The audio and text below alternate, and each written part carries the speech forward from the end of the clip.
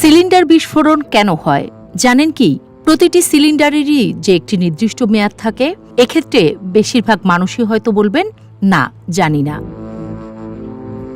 Fire service and civil ডিফেন্সের এক পরিসংখ্যান অনুযায়ী দেশে প্রায় প্রতিদিন সিলিন্ডার বিস্ফোরণে গড়ে 2 জনের প্রাণহানি হয়। 2021 সালেই দেশে গ্যাস সিলিন্ডার বিস্ফোরণ থেকে দুর্ঘটনার সংখ্যা ছিল 894টি। আর এসব দুর্ঘটনা বেশিরভাগই গ্যাসের লাইন লিকেজ কিংবা মেয়াদোত্তীর্ণ সিলিন্ডার বিস্ফোরণের কারণে।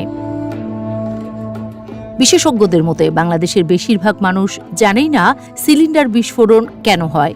লিকেজের বিষয়ে বর্তমানে একটু সচেতন হলেও মেয়াদের বিষয়ে বেশিরভাগ মানুষই উদাসীন। ব্যাপারটা এমন যে সিলিন্ডার শেষ হলে ভরে আনা হবে, এর আবার এক্সপায়ারি ডেট কি?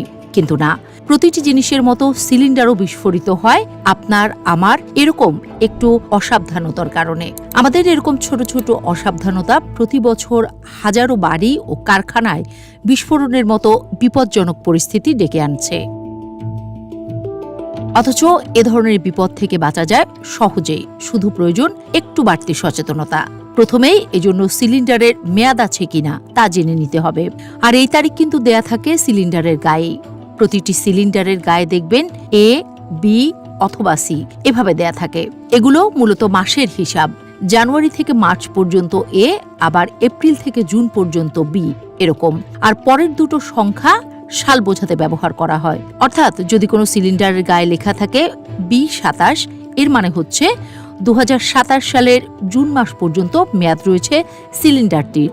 যদি কোনো সিলিন্ডারের গায়ে C28 লেখা থাকে মানে 2028 সালের সেপ্টেম্বর পর্যন্ত মেয়াদ রয়েছে। এছাড়াও সিলিন্ডার ব্যবহারে আরও কিছু বিষয় অবশ্যই মানতে হবে, যেমন সিলিন্ডারের গ্যাস লিকেজ শুরু হলে রান্নার সময় খুব উৎকট গন্ধ ছড়িয়ে পড়ে। তাই এমন উৎকট গন্ধ পেলে আগুন জ্বালানো বন্ধ রাখতে হবে। বিদ্যুতের লাইন বন্ধ করে দিতে হবে। প্রয়োজনে মেইন সুইচ বন্ধ করে দিতে হবে। দেশলাই, মোমবাতি বা আগুনের অন্য কোনো উৎস জ্বালানো যাবে না। দরজা জানালা খুলে ঘরে বাতাস ঢুকতে দিতে হবে। সিলিন্ডারের রেগুলেটর বন্ধ করে দিতে হবে। সবচেয়ে বড় কথা, সিলিন্ডার লিক হয়ে গেল কিনা তা নিয়মিত পরীক্ষা করতে হবে। আর পানিতে সাবানের গুঁড়ো মিশিয়ে ফেনা তৈরি করে পরীক্ষারও সুযোগ রয়েছে। যদি দেখা যায় যে সিলিন্ডারের গায়ে সাবান পানির ফোঁটা পড়লে তা বড় হচ্ছে, তাহলে ধরে নিতে হবে যে গ্যাস লিক হচ্ছে। সেক্ষেত্রে দ্রুত প্রতিরোধমূলক ব্যবস্থা নিতে হবে।